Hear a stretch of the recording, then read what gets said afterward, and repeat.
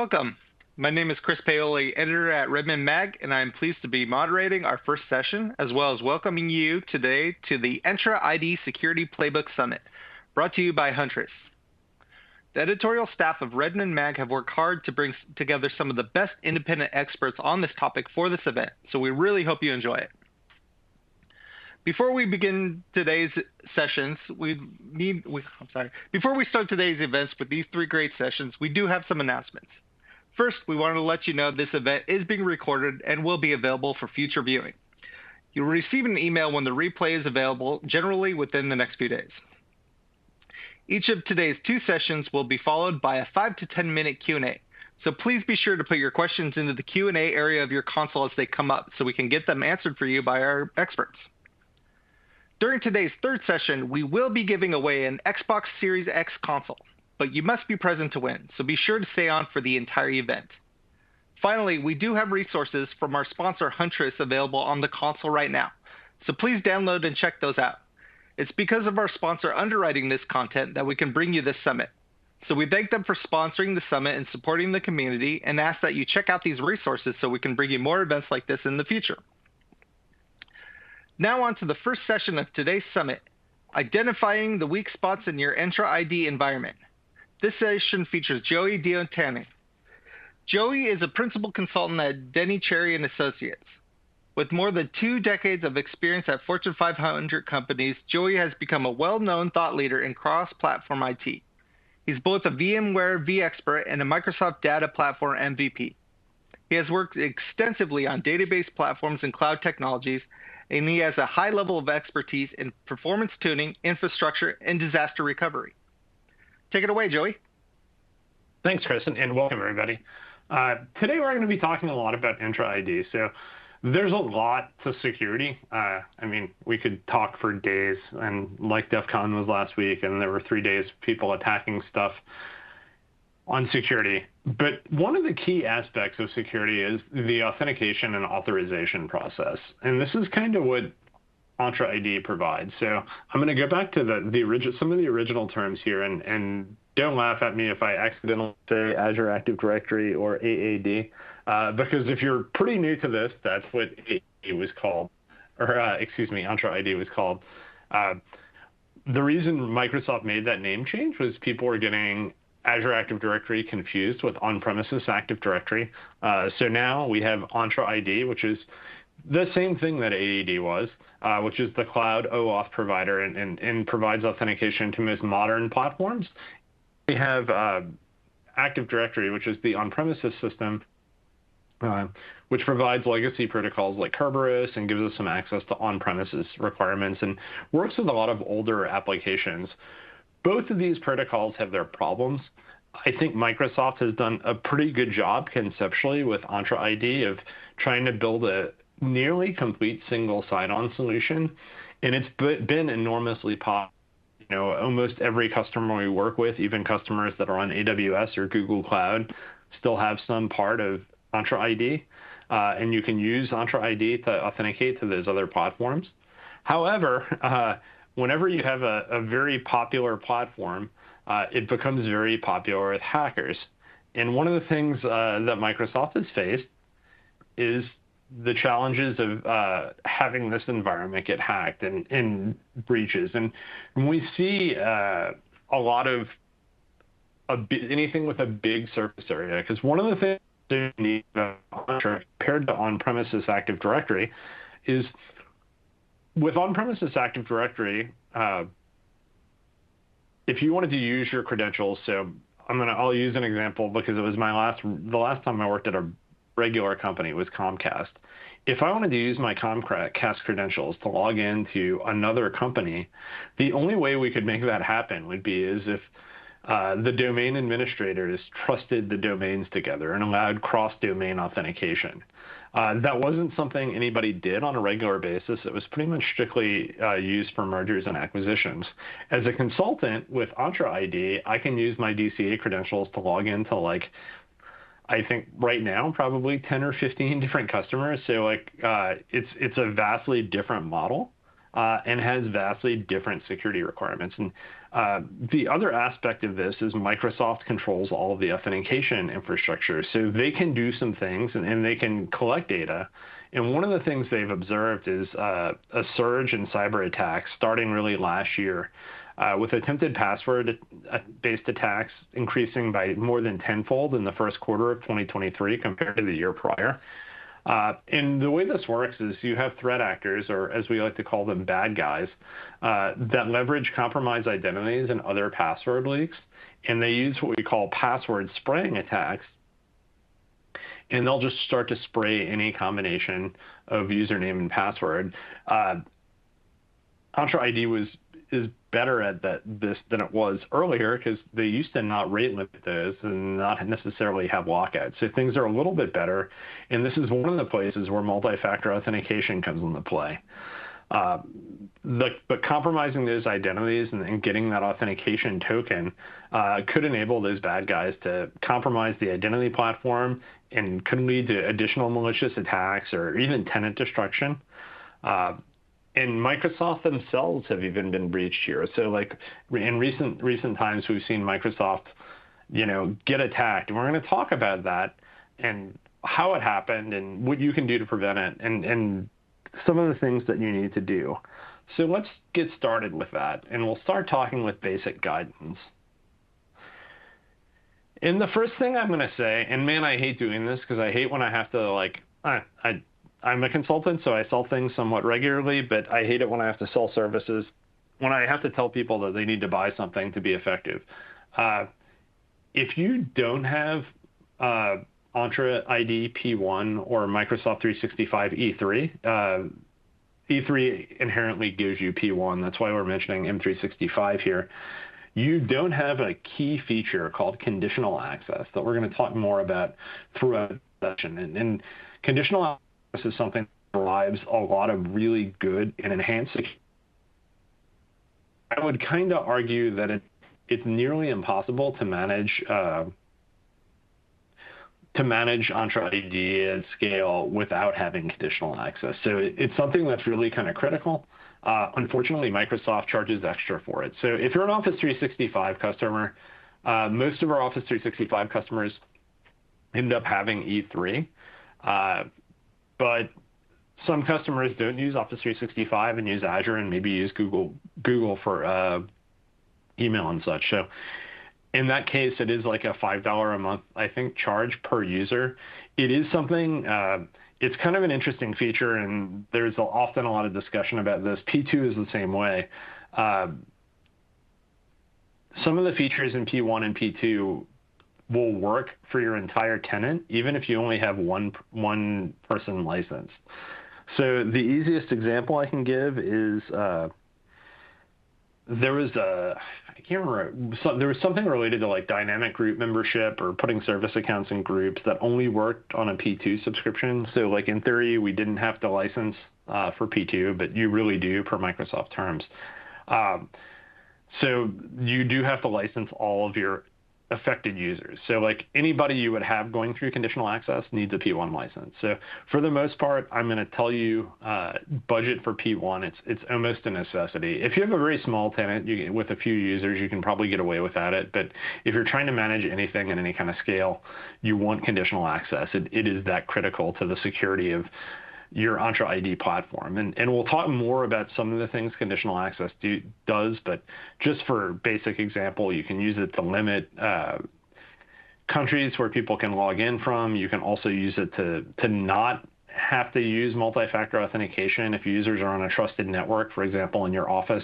All sorts of things like that are pretty powerful. You can't control what devices people can authenticate with if you don't have conditional access easily. These are all really important things. The third bullet on the slide, and I repeat this all the time, but it really is so important, MFA. We're going to talk more throughout the course because one of the things that actually changed this week is that Microsoft is I think completed their implementation of forcing everyone to use MFA. So if you're an Azure platform user, which means if you're logging into the Azure portal, if you're logging into PowerShell, or you're logging into the Azure CLI, you have to multi-factor authenticate to do that. A lot of folks were concerned about this who, like work in schools and stuff because they have a lot of student machines. In theory, those student machines the students aren't going to have to auth when they're logging into O365 email or M365 email.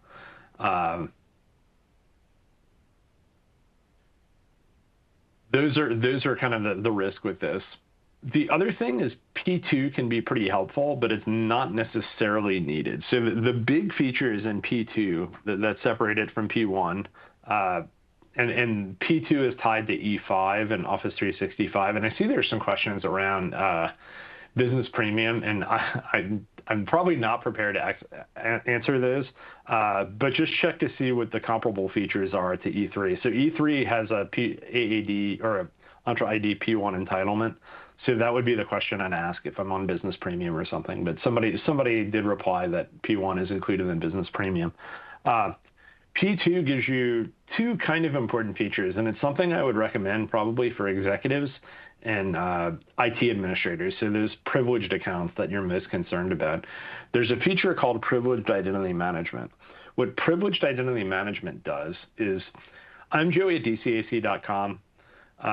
If I log into our Azure portal, the DCAC Azure portal, as Joey at dcac.com, I have no permission. So like I'm just a user. I have, I think I have subscription reader.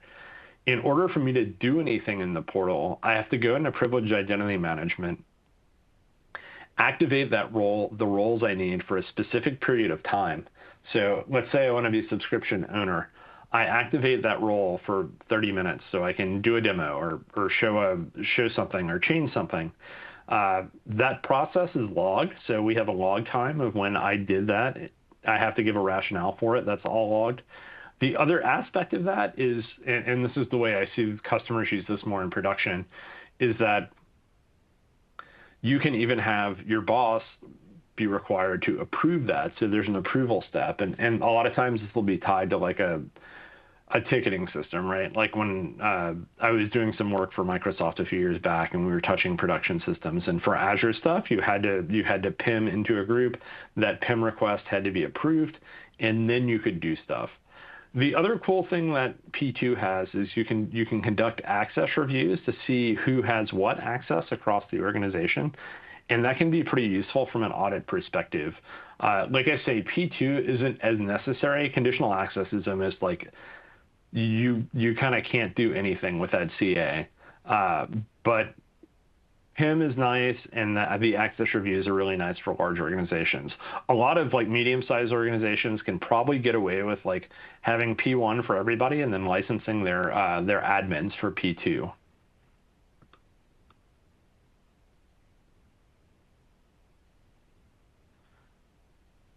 So some overall tips for better Entra security. One of the things here is to strengthen your credentials, and there are some controls you can use to, and a lot of this is going to depend on how you're synced with your on-premises Active Directory, because there is a Defender password manager thing for Active Directory that will check against known bad passwords list. You can't actually change the password standards for Entra ID by itself. But you can do a few different things. And when I say strengthen your credentials, I just don't mean passwords alone. So passwords are important. I did, as an aside, recently hear of kind of something awful that happened during the recent CrowdStrike outage, where somebody had required like 64 plus character passwords, which, going 24 is good, but going beyond 24 is probably a lot of overkill. But they required 64 character passwords, and when everything went down with CrowdStrike, the IT admins actually had to type them into consoles to get onto machines, and that didn't sound like any fun. One of the other important things to do, and Entra ID supports this, is to implement phishing-resistant MFA. Because one of the recent results of those spraying attacks was that there was a hacker group that was based out of the UK and kind of all over, but it was the one that was a bunch of teenage kids, which is pretty rare now. They're usually Russian criminals, but this was a group of teenage kids, and they were, in some cases, like hijacking phone numbers, but in other cases, they were just buying credentials and getting credentials of IT administrators in various high-profile companies that they were targeting. And their attack methodology was just because they had valid credentials. Even though those companies had MFA, they were spraying MFA requests. So, like, if you send 100 text message or MFA approval messages to somebody, basically the hope is that they're going to approve one. And this is where, like, phishing-resistant MFA comes in. So if you've seen in Azure the fact that you have to do number matching, or that it may show you the location and the application you're trying to authenticate from. These are all additional steps you can do to give your user more confidence when they're improving those MFA requests to try to reduce the risk of those attacks. Of course, reduce your attack surface area. So this can be as simple as only allowing authentication from, trusted machines and trusted networks. That's something organizations can do. Limiting who has access and resources in Azure can also be helpful. But those are all kind of guidance, and we'll walk through some of these ideas. You want to automate your threat response. So when bad things happen and when you see logins, you don't want to necessarily be reactive. You want to have tools like Microsoft Sentinel and that can automatically do playbooks when you are attacked. You want to take advantage of the intelligence that's in the cloud, and this isn't necessarily like AI.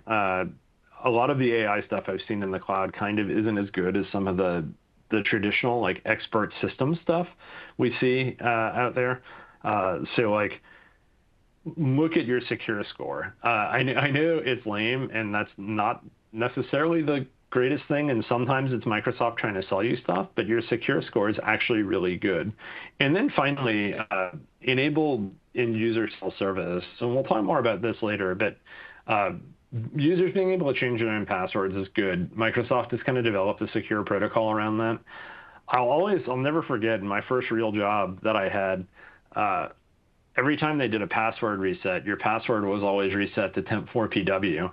And I had this report that like, I was in Oracle DBA at the time, and I want to say it couldn't have been that they weren't hashed and salted, but like if you knew a password, you knew what the hash value of the password was in Oracle.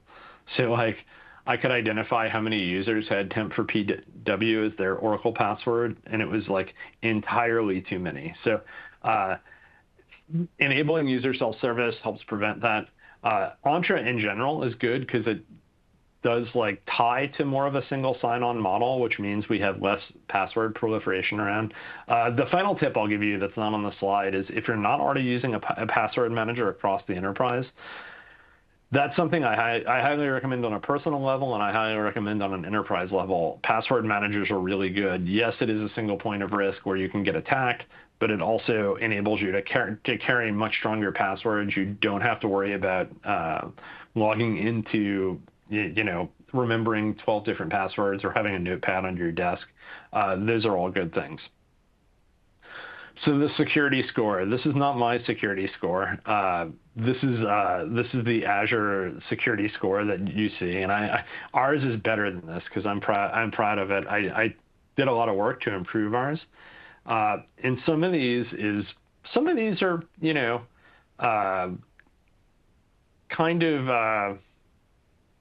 kind of important. Some of them are not, but the main goals of the security score are to provide a visualization of your security posture, to quickly triage and provide meaningful actions to increase that posture and allow you to measure that over time. So here we can see some recommendations that are on this slide. Require MFA for administrative roles. That's something that has been forced in recent times, probably since this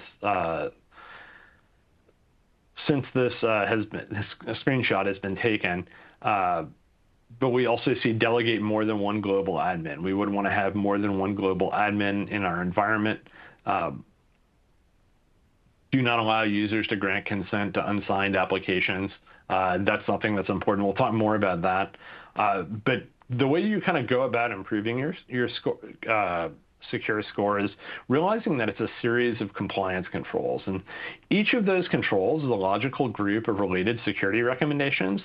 And that reflects your vulnerable attack surfaces in your Azure environment. To see how well your organization is scoring on each of those surfaces, you can review the scores for each individual security control and how they're grouped. Defender for Cloud is going to have multiple recommendations on how to secure things like management ports. But you can remediate these security recommendations from the recommendations list. You can do these manually. Sometimes there will be a fix option for things that are simple. One thing you really want to do is understand the impact of what you're doing, because it can be easy to not, lock out your entire audience. I only did that once when I was improving our secure score. But really, one of the things that you can kind of use this, and once you get to a certain percentage, that identity secure score is going to kind of top out, because there are certain things you're probably not able to change, so you have to just accept those risks. But it does give you a pattern to kind of understand. And those controls are scored in two ways. Some are scored in binary fashion, so you get 100% if you have the feature or setting control based. Some of them are calculated as a percentage of the total configuration. So like if the improvement recommendation states that there's a maximum 10% if you protect all your users with MFA, and you only have 5 of the users protected, you're given a partial score around that. So your secure score doesn't mean you're necessarily going to get breached, but it is something to pay attention to. And it does show you how nicely you're aligning with security goals.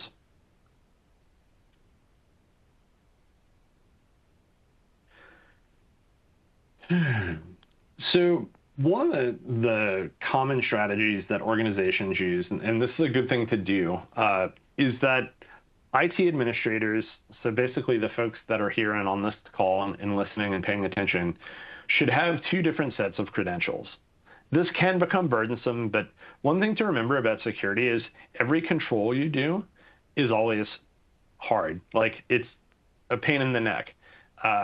But it's a pain in the neck, and it has to be, because doing things in a secure fashion is never easy. So one of the most common recommendations you'll see is to create dedicated administrative accounts. And there's a couple of reasons why we do this. So the first reason is it makes lateral movement harder. And what do we mean when we say lateral movement? So if you're always logged into a workstation as your admin account, that means in memory on that workstation, you have a token. It could be an OAuth token, could be a Kerberos ticket, it could be both, that has rights to do almost anything in your domain or your Azure environment or your O365 environment. And you're just like that all the time. So you're at high risk for being breached, because if somebody breaches my account and I'm global admin and I'm super admin in M365, they can do anything in an organization. Whereas if I'm just a regular user most of the time, and then I only use those elevated credentials when I have to do those tasks, suddenly the risk of lateral movement becomes much smaller, because those credentials aren't logged in as much. The other thing by doing that, and this ties to point 2, don't use those accounts unless you have to, it becomes much easier to audit those accounts. And this is kind of an important thing. If you're trying to audit, especially in a large enterprise, if you're trying to audit or sift through every audit log to see when anybody logged in and did an administrative thing, that can be a real challenge. On the other hand, if you're looking only for accounts that are prefixed with admin or, some random set of characters to take your pick, those sorts of things, it becomes a lot easier. You're just working with a lot smaller subset of data, so you can better manage your environment that way. And then finally, use strong authentication. What do we mean by that? I talked about phishing-resistant MFA, but Microsoft and a lot of other companies require admins to use something like a YubiKey. If you're not familiar with those, they're these little USB drive-looking things that have secure credentials on them. I read an article at Redmond a couple of years ago, I think around Ignite, maybe 2022, about how you can use passwordless authentication with Microsoft at the time, Azure Active Directory, and Entra ID now. That passwordless auth means you may have to enter your password, but then instead of using your phone, you're using that physical key that you have with you. And it's just an extra layer of security. The authenticator apps themselves are pretty solid in terms of their security. Microsoft does consider number matching and YubiKey auth to be a level higher than just standard MFA auth. So one of the things you can do, sorry, I keep coming back to conditional access. With conditional access is, and we'll talk more about what risk level means when it comes to sign-in, but Microsoft assigns a risk level to your sign-in. And that sign-in, if it's deemed risky, you can specify that they have to use a YubiKey to authenticate, for example. So that's something you may want to do.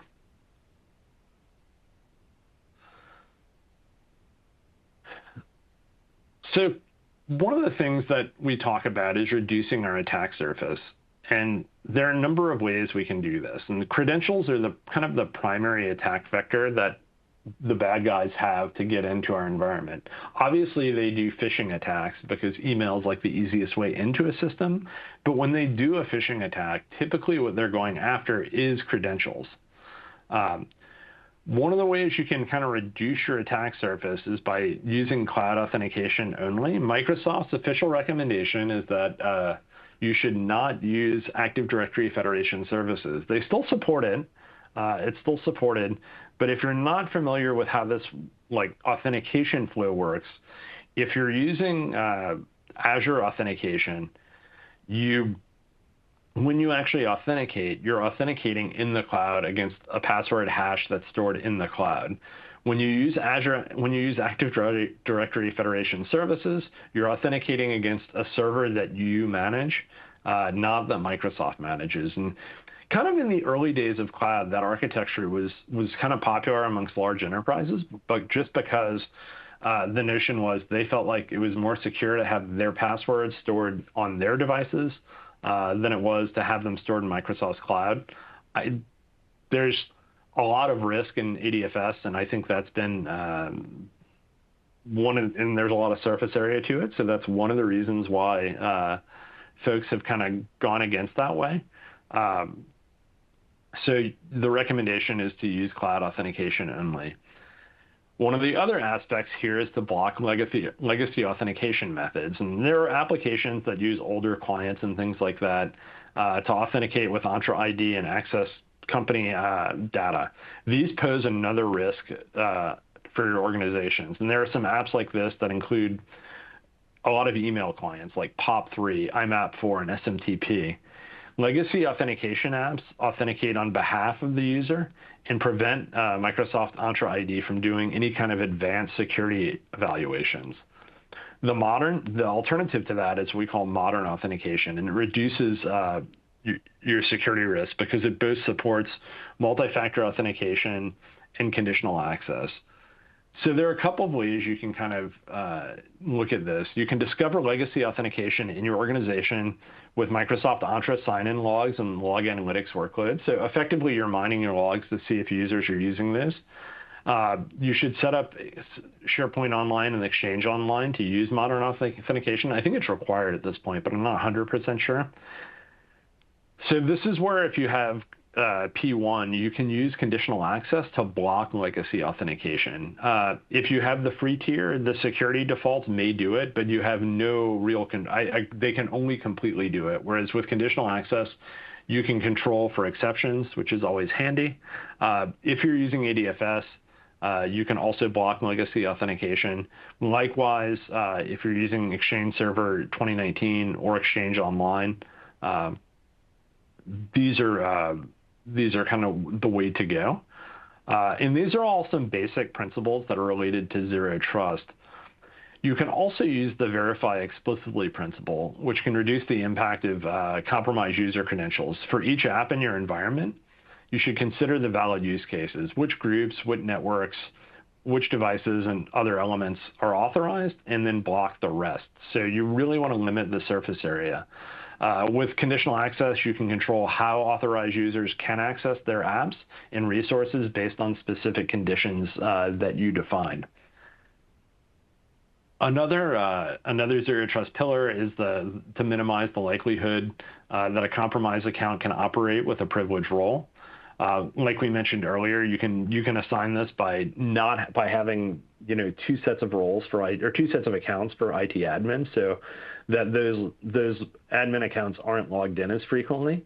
That's one way to do it. And then the other aspect of this is Microsoft has a recommendation that privilege roles in Entra ID, so these are things like security admin, global admin, user account admin, should be cloud-only accounts and shouldn't exist in your on-prem Active Directory. And don't use those on-premises vaults to secure those credentials. The notion being, like, if you got breached an on-prem environment, you don't want them to be able to breach your Azure environment. It's also important to understand, and this is kind of where Microsoft got pretty burned.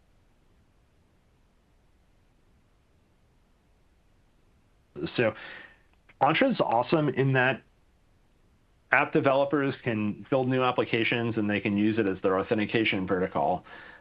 However, they do have to request permissions, and the app acts on behalf of the app's collecting data. So and has permissions within the organization. So a lot of this is going to depend on your security posture and what types of permissions and consent you want to give the applications. You can allow the users to consent by themselves, and this is kind of common, but if it's not used properly and carefully, this is where data breach can happen. So Microsoft recommends restricting user consent to allow end user consent for apps only from verified publishers and only for the permissions that you as an admin select. If that end user consent is restricted, previous consent grants will be honored, but all future consent operations must be performed by an administrator. For those restricted cases, admin consent can be requested by users through an integrated admin consent request workflow or through your own support environment. You want to make sure users can request admin approval for new applications to reduce friction, but you also want to make sure everything's locked down. And once you regulate your consent operations, administrators should audit app and consent permissions regularly. This is a big gap in Entra ID, and it's something important to pay attention to.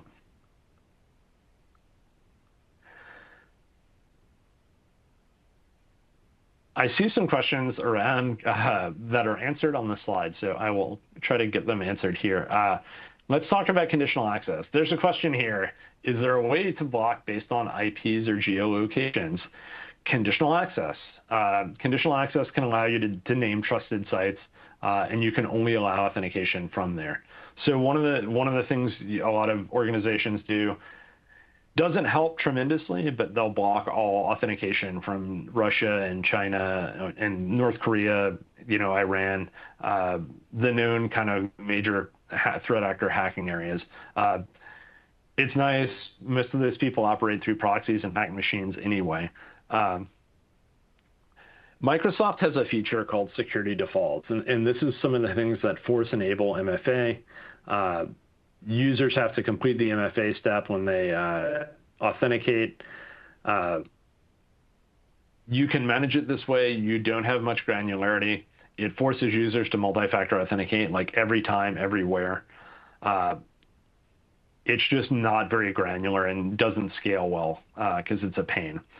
However, conditional access gives you this really simplified way to do this. At its simplest, these conditional access policies are if-then statements. So if a user wants to access a resource or an application, they must complete an action. So for an example, if a user wants to access an application like Microsoft 365, they must complete multi-factor authentication to gain access. As administrators, we're faced with two primary goals. We want to empower our users to be productive whenever and wherever, but at the same time, we have to protect the organization's assets. And conditional access really helps us apply the right access controls to keep the organization secure. These policies are implemented after, or enforced, I should say, after you password authenticate.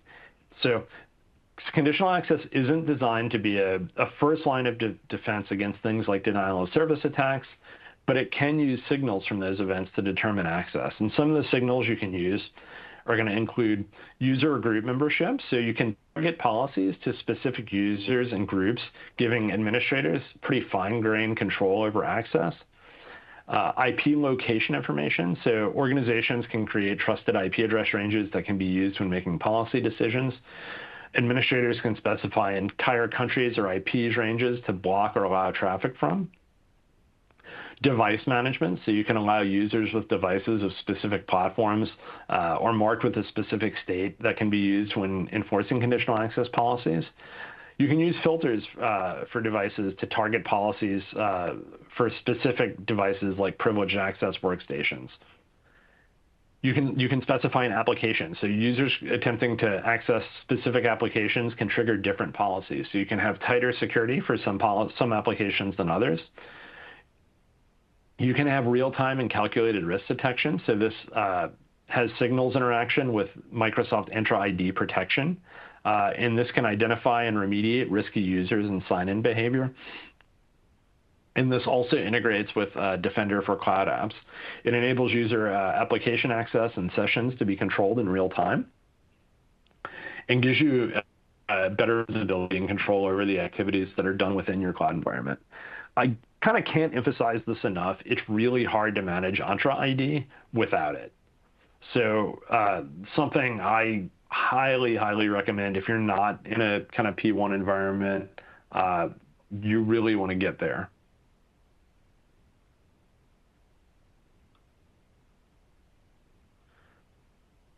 So detecting threats automatically. Entra ID has several capabilities that allow you to intercept attacks to between detection and response. Here, for example, we have one where this is a conditional access policy, just to give you an idea what this looks like. So here we're defining a conditional access policy. We're calling it CA07, require multi-factor. All users and specific users are excluded. We can specify groups there. We're saying it's all cloud applications, so that would probably be all Office by default. We have one condition defined. We're also assigning this to high and medium sign-in risk. So we're saying if there's low sign-in risk, that we're not concerned about it. This is just a basic example, but a sign-in risk represents the probability that a given authentication request isn't authorized by the owner of that identity. This is based on Microsoft collecting signals as you log in and pattern matching and seeing things like, maybe you time traveled or you're not expected to be from. This risk policy can be implemented by adding that sign-in risk condition to evaluate that risk. You can block the access or you can force multi-factor authentication. Microsoft recommends that you force multi-factor on medium or above sign-ins.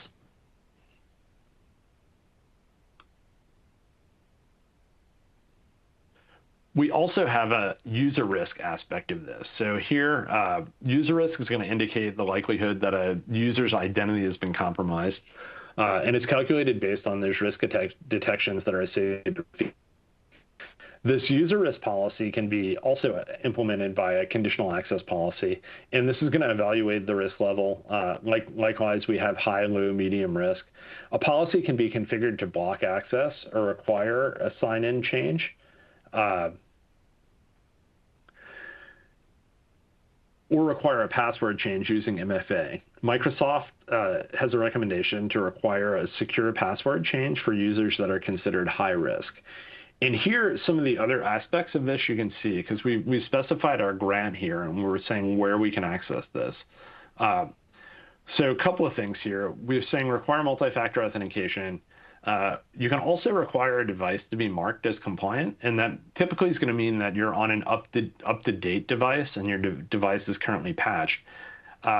This is the other thing the other couple of policies that are really interesting to a lot of larger clients.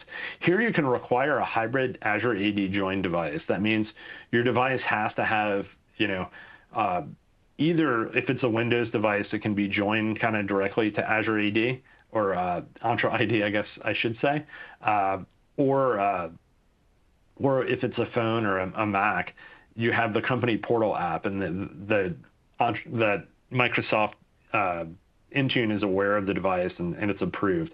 You can also limit it to a controlled access list.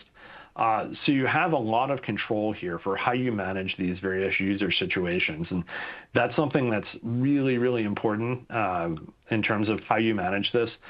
And you could do this a number of other ways. And I saw some questions about this, but it is something to keep in mind. Just recreating this on your own would be exceedingly difficult, and that's why conditional access is such an important feature. All right, let's talk not about conditional access for a bit. Monitoring and alerting, auditing and logging of security-related events are really essential components of an efficient protection strategy, and this is something that's really challenging for a small organization to do, just because you typically don't have enough people. You probably don't have a security team, and this is where you should look at tools, because there are things like security logs in reports, and they provide you an electronic record of suspicious activities. They help you detect patterns that may indicate attempted or successful external penetration of the network and internal attacks. You can use auditing to monitor user activity, document regulatory compliance, do that later, forensic compliance, and more. And then finally, alerts can provide you notifications of security events. One of the things you want to make sure is that you have a log retention policy in place for both your sign-in logs and your audit logs by exporting them either into Azure Monitor or in some other SIEM tool. The SIEM tools are endpoint collection utilities that kind of collect all of your endpoint data. If you have cyber insurance, you probably have to have a SIEM tool because most of the insurance vendors require it. Azure services provide you the ability to configure auditing and logging typically to log analytics, and you can use those reports to look at, and KQL queries to look at user accounts, privileged accounts, apps, and devices. There's a solution for Entra ID if you're using ADFS that is called Microsoft Entra Connect Health, which lets you have visibility into the ADF infrastructure. You can now view ADFS to give that more insight to your monitoring. And anything that's hybrid infrastructure kind of should be treated like a tier 0 asset and have everything logged. Those are all kind of important things. There's also Microsoft Intro protection events that you should monitor. So risky sign-in reports that will surface user sign-in activities you should investigate. Risky user reports will surface user accounts that may have been compromised, like leaked credentials that were detected, or the user signed in from different locations, causing an impossible travel event. One of the things we talked about this earlier, but the importance of monitoring your applications. On January 17th, Microsoft published a very short and vague article about a Russian threat actor they called Midnight Blizzard that was able to access emails from Microsoft senior leadership teams by receiving access to a legacy non-production test Azure tenant by executing a password spray attack. There was a whole lot of discussion about how this attack happened, but what happened exactly was Midnight Blizzard leveraged their initial access to identify and compromise a legacy test OAuth application that had elevated access to the Microsoft corporate network. Remember, we were talking about those custom apps and how there's a consent environment. So what happened was the threat actor then created additional malicious OAuth applications, and they created a new user account to grant consent in the corporate environment for the actor-controlled malicious applications. And then they used the legacy applications to grant them full access to Office Exchange Online. So this is pretty bad. The legacy environment contained that OAuth application that had full credentials, and with the newly created admin account, they were able to grant themselves full admin account. All these required a great deal of elevated permissions and shouldn't happen, especially in an environment as controlled as Microsoft's. But if it happened there, it can happen to you. And this can be what happens when devs do bad things and they're not audited. So you want to make sure that you're paying attention to those applications. And that's registered applications are going to be a fact of life in Entra ID, but it's really something you want to look at.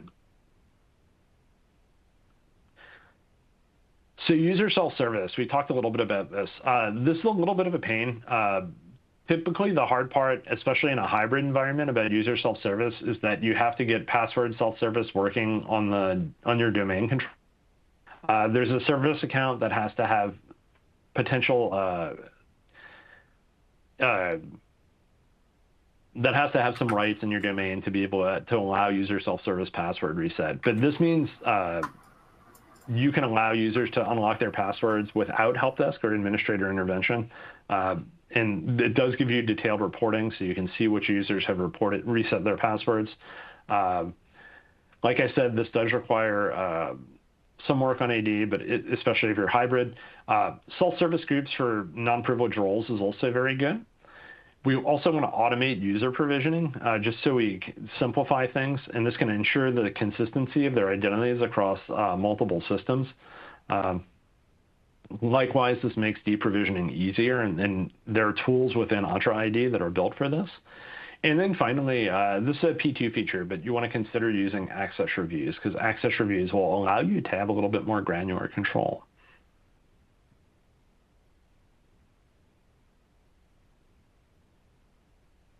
So just to kind of summarize a little bit before we close out and take some questions, strengthen your credentials, reduce your attack surface area.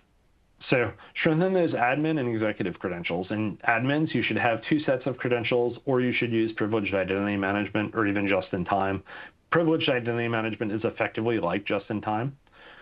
You want to have automated threat responses. So if something bad happens, you want something to happen before you get woken up by it. Take advantage of the tools that are in the cloud, and then finally enable user self-service.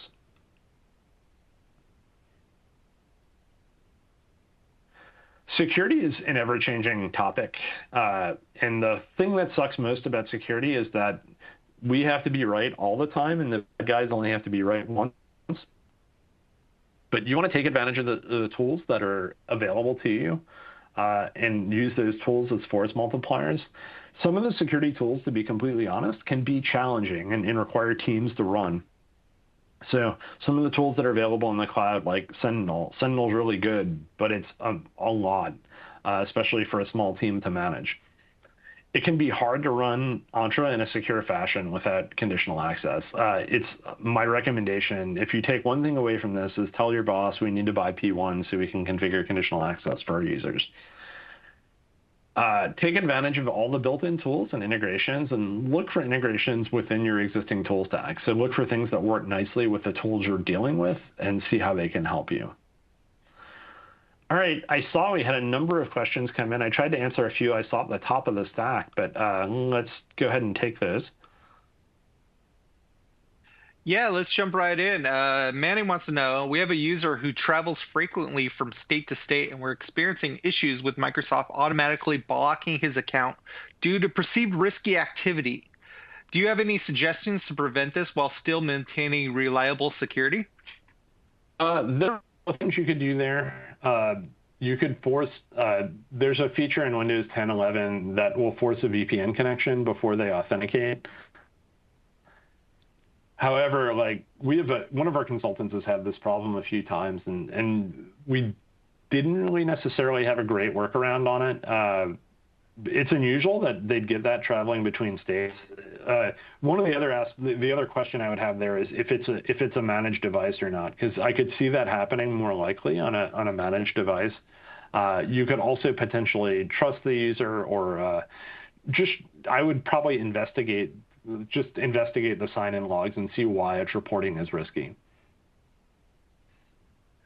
Okay, great. Next question. What if on-prem infrastructure has ADFS? Is there any way I can choose to pass through authentication? If you're using S, I don't remember. I'd have to go back to change recently. Oh, Joey, I think you're breaking up there. Yeah. Okay. I think EFS server. I think we're losing you, Joey. Yeah. Let me switch mics real quick.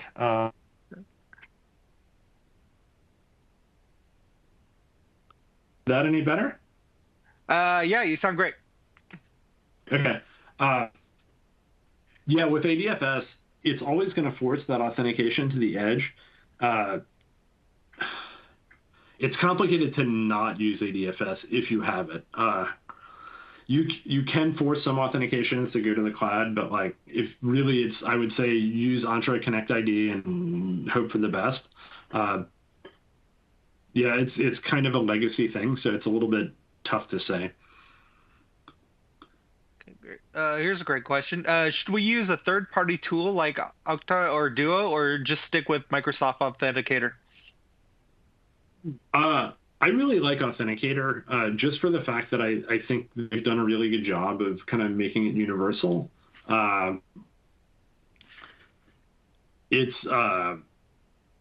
The Duo had a thing for a long time where it was like the only way you could have multi-factor authentication into Windows Server. And I think that carried a lot of weight, and that's why it's got a lot of popularity. I know like a lot of folks don't like to put all their eggs in one security basket, but frankly, it's just easier. There's touch points. What tends to happen with a lot of third-party solutions there is things just fall behind. Like Microsoft will make a case, and the vendor won't.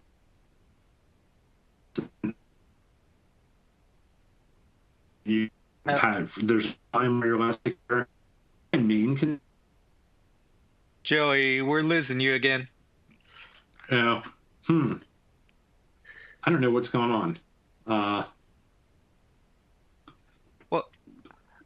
Well, let's try to get one more question in, and if you break it up, it'll be a perfect time to end the session. Cool. Why does Microsoft require P1 or E3 for conditional access? Shareholder value. Money. It is something we've asked them. Like I do. That was part of the baseline security that they provided. It's just really something you have to budget for environment. Okay, great. Before we lose you completely, I think we're going to end this session. Thanks so much for the talk, Joey. Thanks, Chris. I appreciate it.